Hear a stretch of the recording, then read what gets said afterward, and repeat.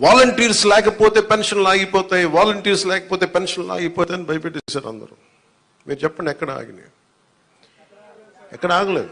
అంటే ఆగకపోగా రెట్టింతలు వచ్చి మీకు ఇంటికి వచ్చింది. అంటే సెక్రటరీ అంటే నేను ఒకటే అడిగాను మన పంచాయతీ రాజ్లో. అంటే మనకి ఒక పిఠాపురంలోనే 600 620 సెక్రటేరియట్స్ కదా మనకు ఉందండి జిల్లా మొత్తం మీద. జిల్లా మొత్తం మీద 620 సెక్రటేరియట్స్, 600 సచివాలయాలు.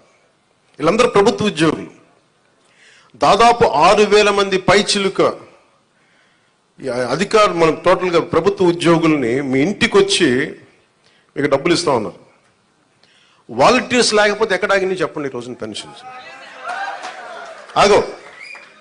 కానీ వాలంటీర్స్కి ఆల్టర్నేట్ ఎంప్లాయ్మెంట్ ఎలా ఇవ్వాలి అది మేము ఆలోచిస్తాం.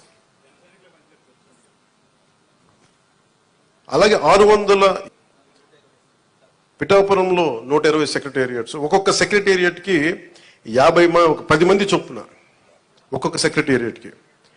అలాగే ఒక పిఠాపురం దాదాపు 1000 మంది పైచిలుకు ప్రభుత్వ ఉద్యోగులు ఇంకా అదనంగా అవసరమైతే వాళ్ళతో కూర్చొని గతంలో 3 రోజులు 4 రోజులు ఇచ్చాడు. అలా కాకుండా ఈ రోజు పొద్దున 6 గంటలకు మొదలు పెడితే ఈ రోజు రాత్రికి దాదాపు 100% అయిపోవాలి. ఒకవేళ 1-2 ఎవరైనా లేక ఇళ్లలో లేకపోయినా ఇంకో పరిస్థితుల్లో ఉండకపోయినా రేపు అయిపోద్ది. మ్యాక్సిమం రేపు మొద్దున మధ్యాహ్నంలోపు అయిపోవాలి. ఇది టార్గెట్ పెట్టుకున్నాం, దాని దిశగా వెళ్తున్నాం. అందుకని పొద్దున్న 6 గంటలకి ఈరోజు ప్రారంభం అయిపోయింది. దాదాపు నేను వచ్చే టైంకి 25% అయిపోయింది ఇక్కడ.